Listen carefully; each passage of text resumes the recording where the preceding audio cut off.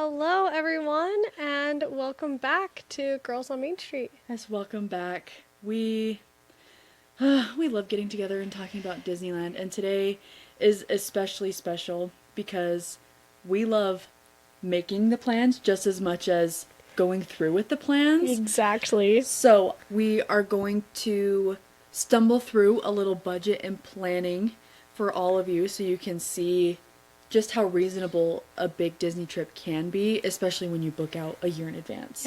Yes, a crash course Disney planning finance trip. Yeah, because I feel like especially last time we didn't go as in depth because Yes. I had already booked everything, so it was just Yeah. like, well, this is what I did, so hopefully it looks good. Yeah, definitely. But, okay, Utah, Let's go to Disney.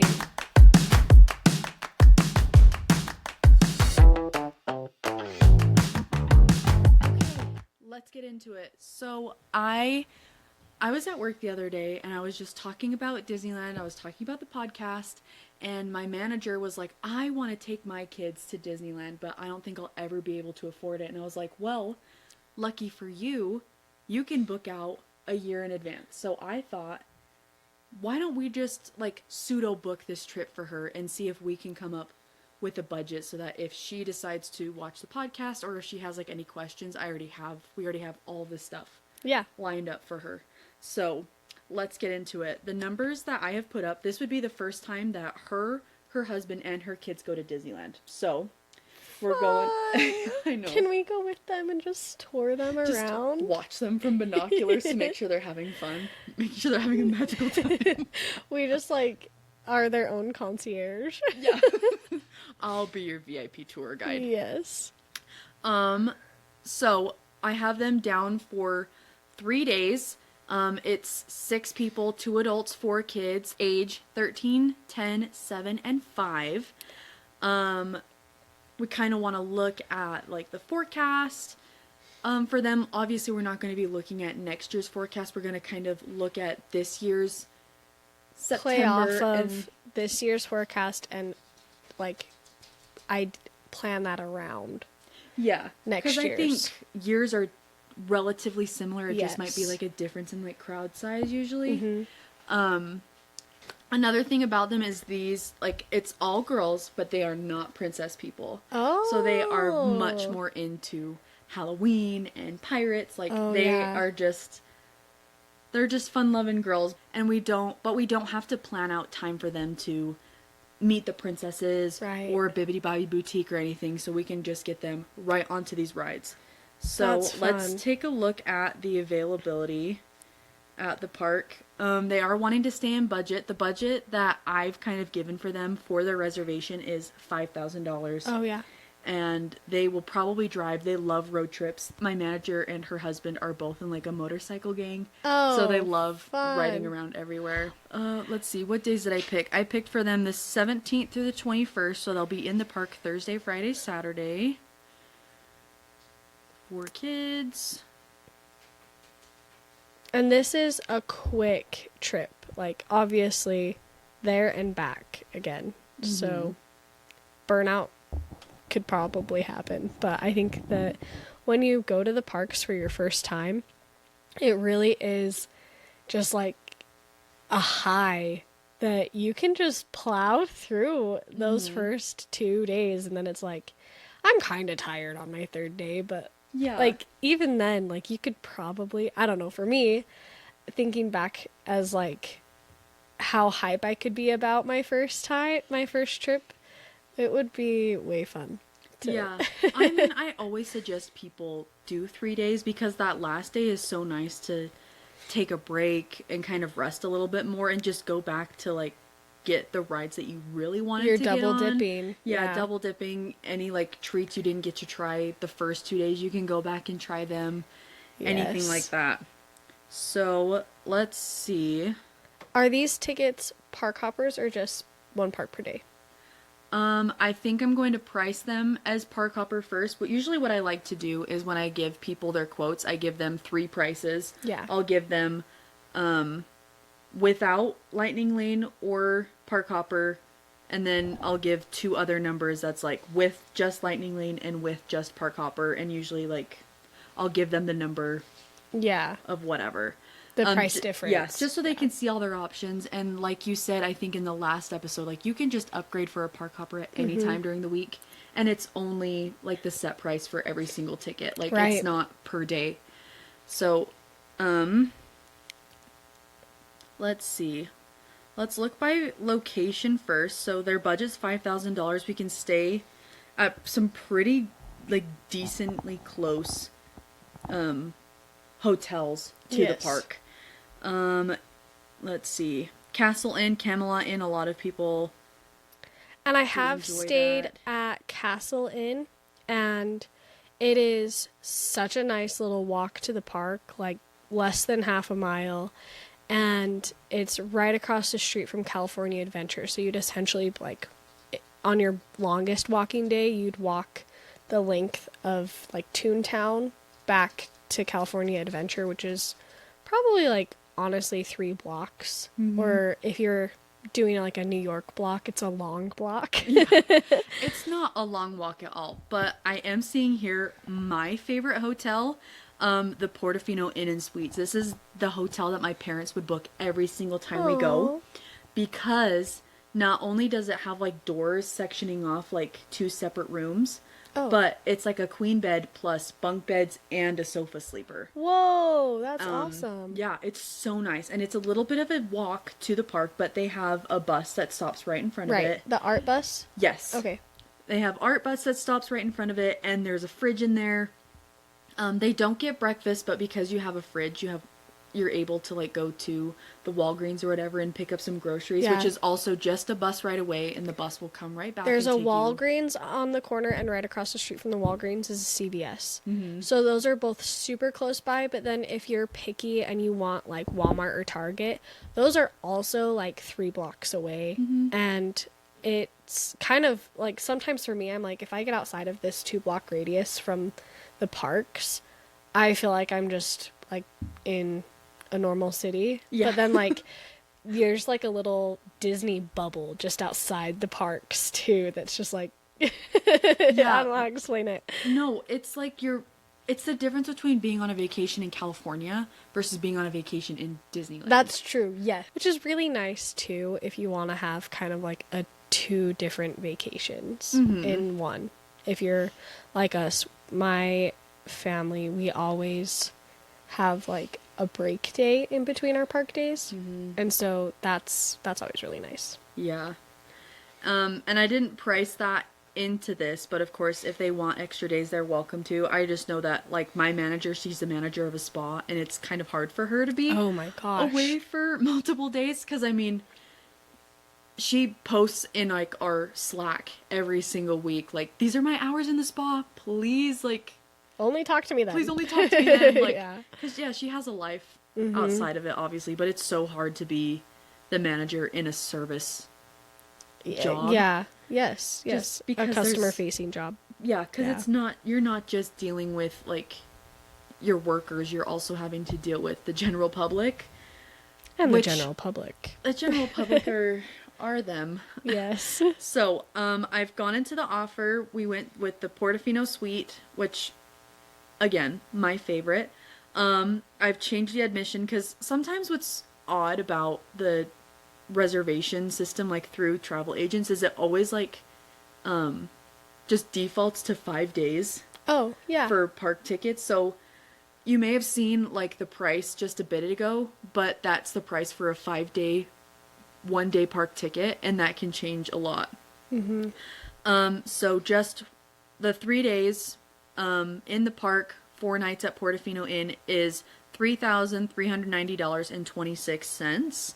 And then if we want to, we'll just add both of them, adding Park Hopper and Lightning Lane. That brings us up to $43.50.26. So we're still under budget, Yeah. but you're able to do whatever you want.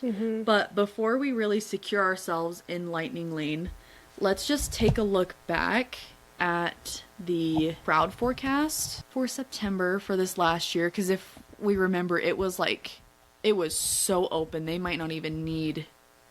I would say they probably don't need, because there were 2 weeks were yellow and I think the rest were pretty much green. Let's look And at this one. will this tell us the actuals of what happened? It won't. Okay. I think that would have to be something that we would like have to pry out of like Disney themselves. That's and like fair. get like their business numbers kind of a thing. So yeah, if September this next year is going to look anything like September this year, let's not even think about putting Lightning Lane onto their ticket. Yeah. So we end up at 38.10. Okay, with the reservation put in, I also have in the math to do the cost per month. So Okay. after the initial $200 down payment, it's only $328 per month. Oh, wow. And that's even giving them like a month of leeway because I think you have to have your stuff paid off, I think 3 weeks in advance. Yes. I think that's correct. Yeah, that's even giving them that leeway of not having that last month to pay for their reservation. Wow. So, yeah, it's nice. Yes, definitely.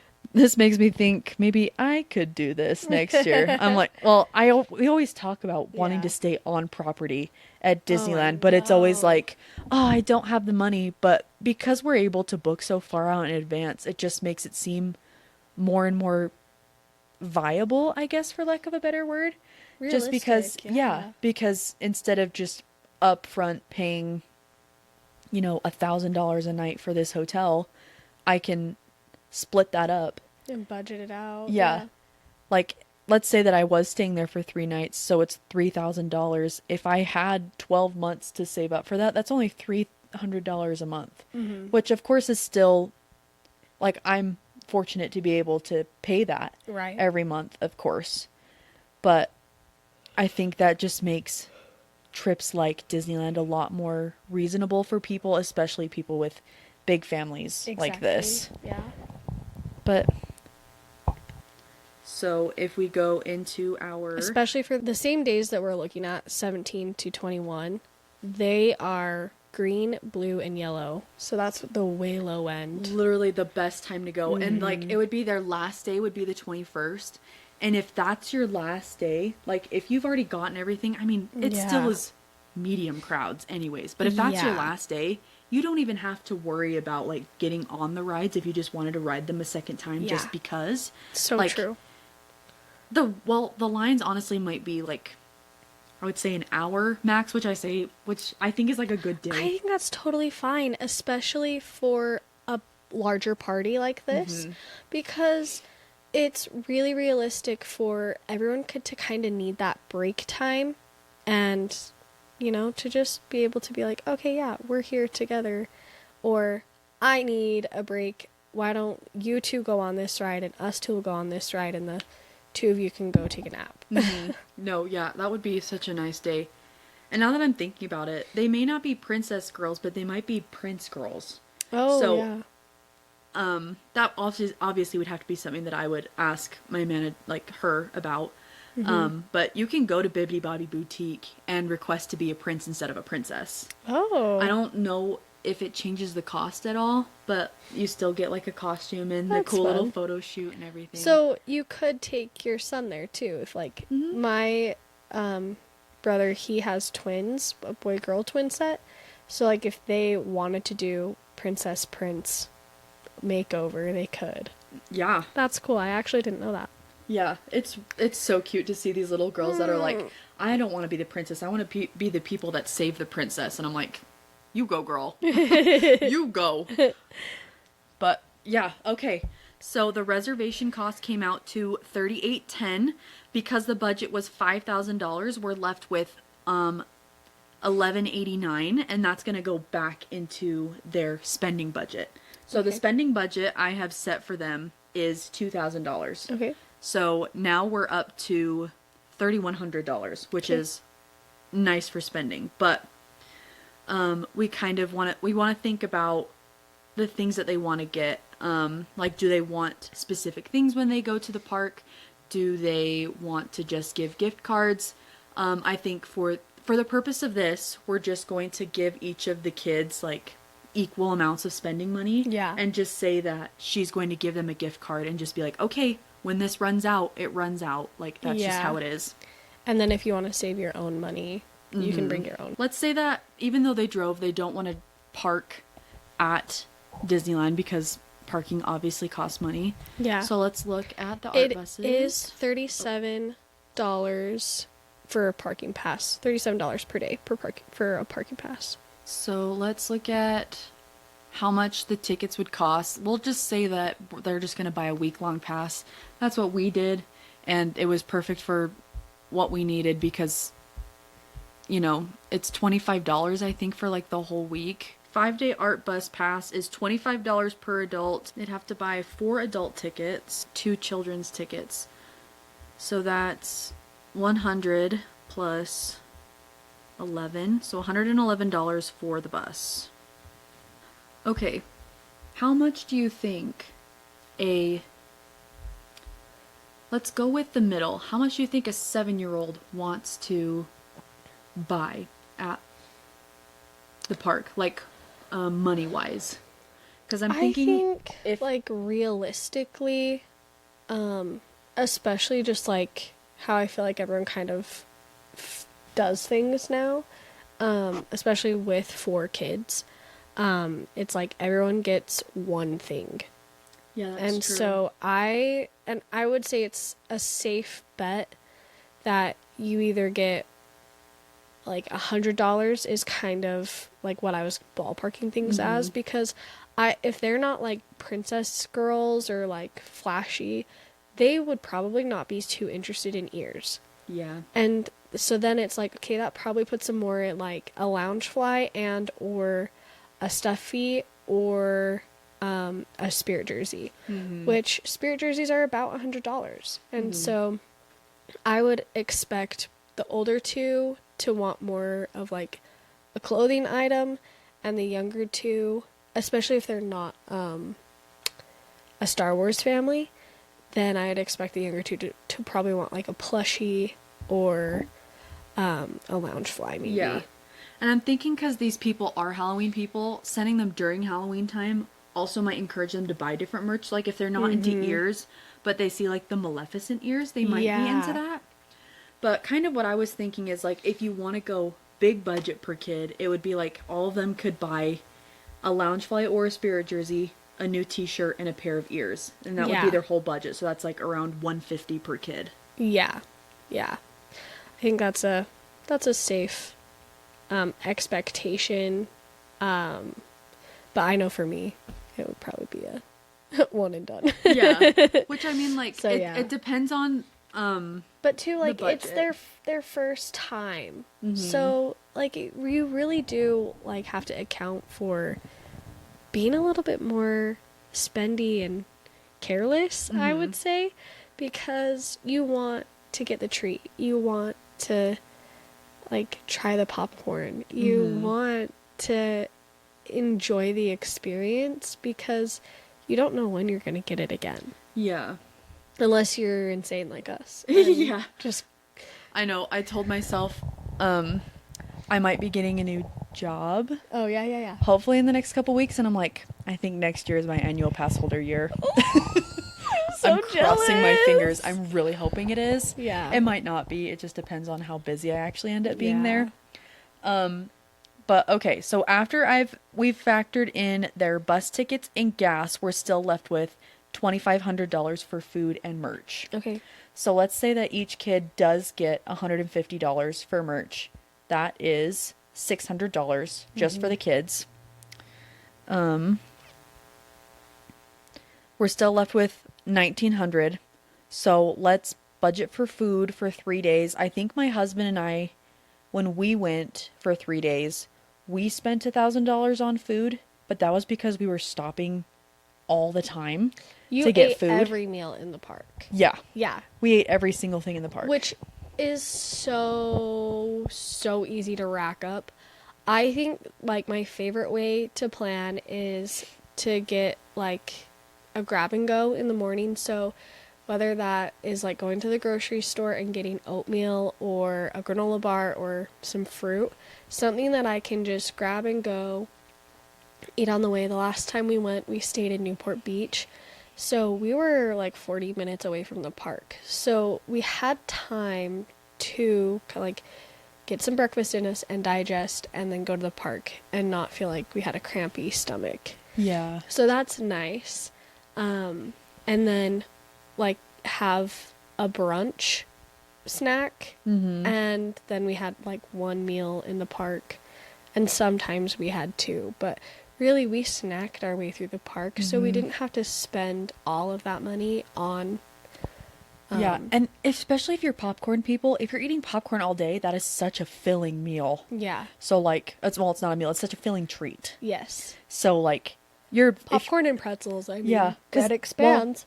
now that I'm thinking about it, yeah, like a lot of Disney treats are carbs, Oh yeah. and carbs fill you up so fast, especially bread like churros and pretzels. Like that Yeah. fills you up so fast.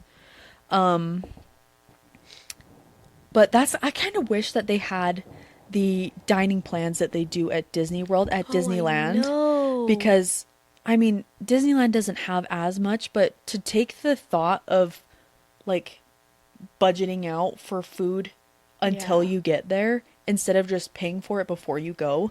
Like, I'm a part of a couple of different, like, planning groups, over all the social media, and they're always like, this dining plan was so awesome. I didn't spend more than $200 on food the entire time I was there because everything was already made out for me. That sounds made And up. these are no, and these are people too. They're like, I stayed for 3 weeks, and I'm like, you stayed for what? How? At Disney World, and they're like, yeah, I never get bored. But were they on a resort? Yeah, Okay, that makes a lot of sense, because a It's- lot of that is included in your stay, isn't it? Like Like the they have dining like plan and yeah, stuff? they have like what is it called? Continental breakfast. And yeah. stuff A at lot of those places do, but it depends on where you stay. I think it's kind of like Disneyland, where it's like the closer you get, the less likely you are to get continental okay. breakfast. That makes sense. But a lot of those places, they're restaurants, so they may not be complimentary. Okay. It could just be like, well, if you're staying here and you're under 12, you can eat for free, I guess. Yeah, You know. that's fair. That kind of a thing. But yeah, let's give the parents each $200. So Yeah. for merch, because they're the adults. Exactly. So let's bring that up from 600 to 1,000 for that, and then they have 1,500 left for food and treats just for fun, and they're still left with $78 wow. after that. Yeah. Do you have any tips on staying on budget when you're in the park? One of my favorite tips, but I am like debit versus credit card kind of a person too, so like I see the pros and cons of everything. I love having like my set budget, like my travel budget, be on a different savings than my debit card, and then I only use my debit card when I'm in the park if I want to stay on budget. And I make sure that only that card is hooked up to my Apple, because we do tons of mobile orders and you can just hook up to Apple Pay really easy. Hold on. So make sure that if you're gonna use your debit card only, that's only hooked up to your phone, so then you can, when you use your mobile order, you can just use Apple or Samsung Pay, however it works. And then I would only put like, this is how much we will plan to spend on food today, and then I just keep a tight leash on that. Or you can say, this is all of our food budget for the time that we're in the parks.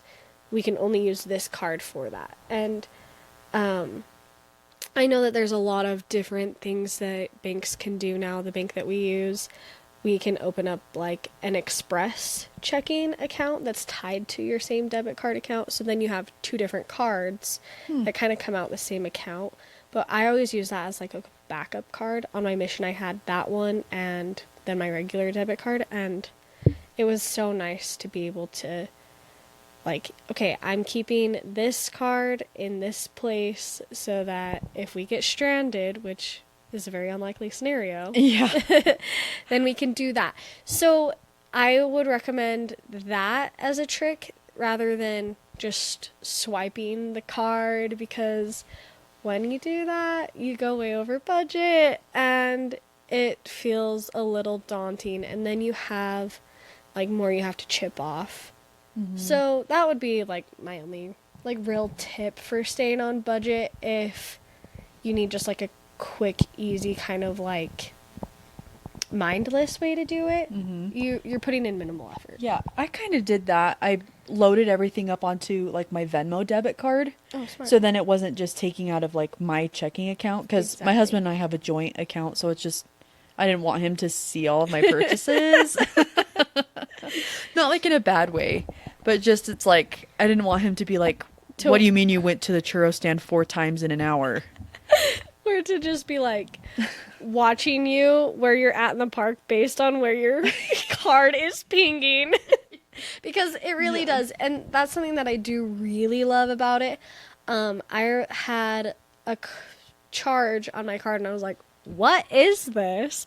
And I looked it up, and I could even just search in like what the read was, and it said that I was in this location in the park, and I was like, oh yeah, we did go there. Yeah. Like, oh. No, yeah. I use Rocket Money. Yes, and that's so a good one. I was like putting everything into all of my budget things, and I couldn't just make a rule that said like if it has this exact name, put it into shopping or whatever. Like I had to go in and individually put every single purchase in because it was all from a different store every single day. It's so true. Which was just a little bit annoying, but Keeps you on task. yeah, it let me know that I spent well over my budget. Yeah. But that's okay. I have heard a lot of people, especially for children, we talked about this a minute ago, but putting especially children's budgets on their own Disney gift card. Oh, that's really, So really then, smart. yeah, so then they're in charge of their own finances. They get to have kind of like a little mini finance lesson in the park. Exactly.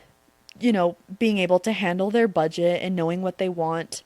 One big thing for me always is that I try not to impulse buy by looking at all of the merch throughout the day and not buying anything till the end of the night.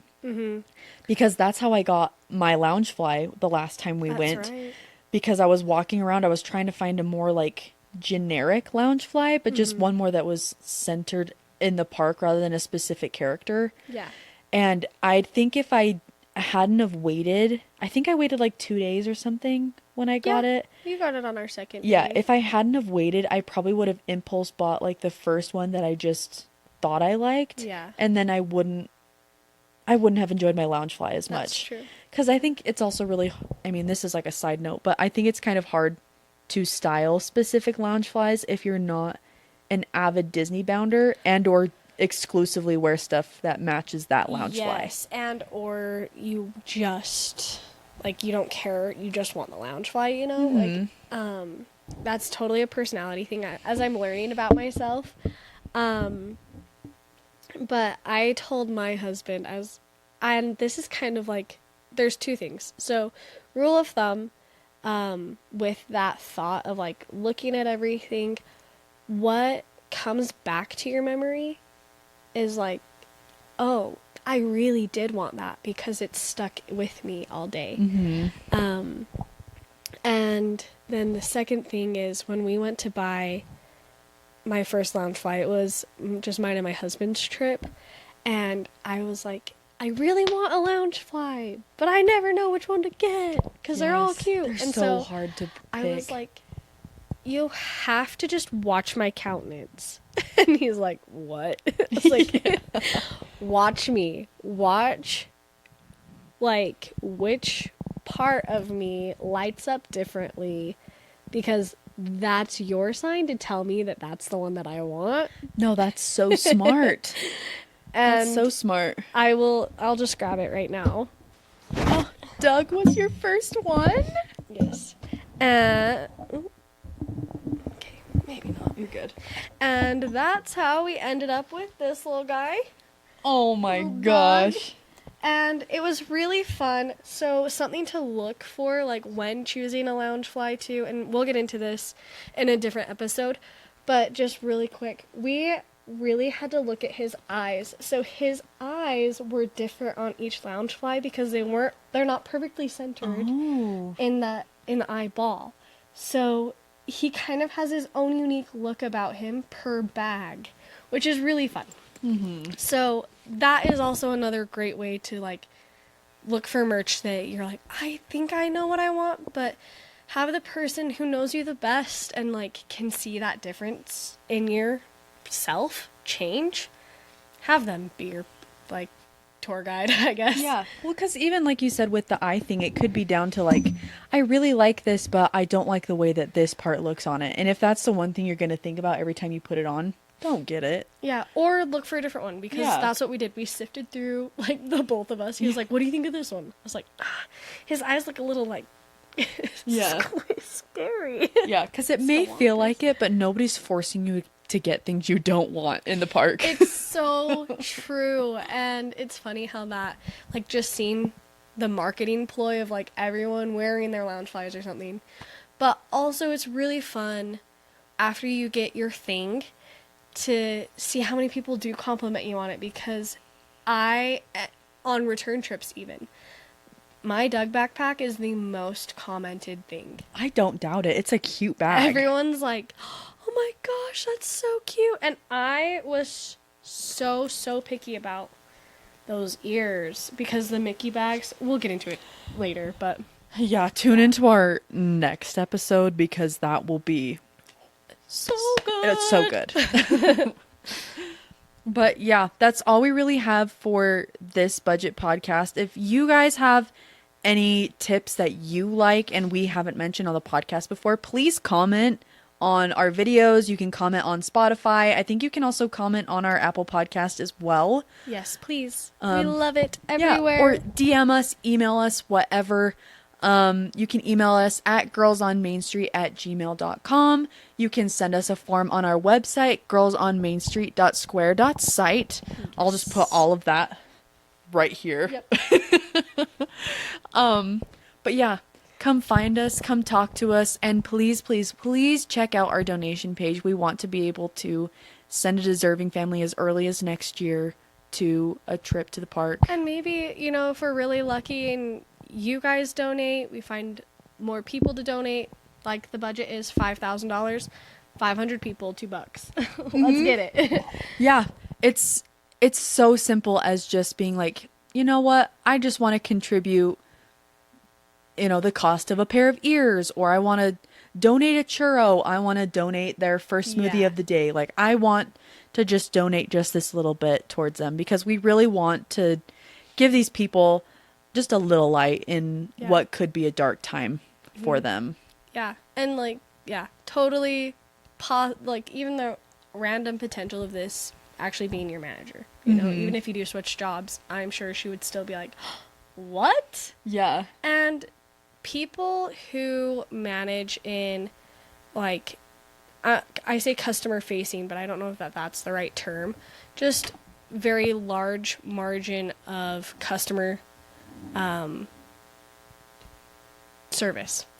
People who face large customer service crowds, they are restaurant workers, they're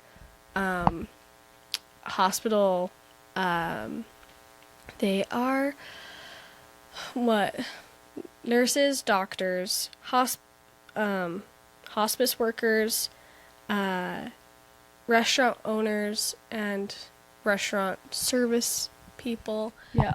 Anyone that you can think that was deemed like an essential worker, especially during the pandemic, Exactly. These people deserve a break, because they have not got one since 2020. I can guarantee it. If that, even before.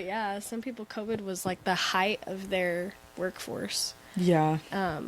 So yeah, just send a little love. Yeah. Yes, please send a little love. But thank you all for listening in. We're so grateful that you're here with us. I think this is our 7th episode now. Woo!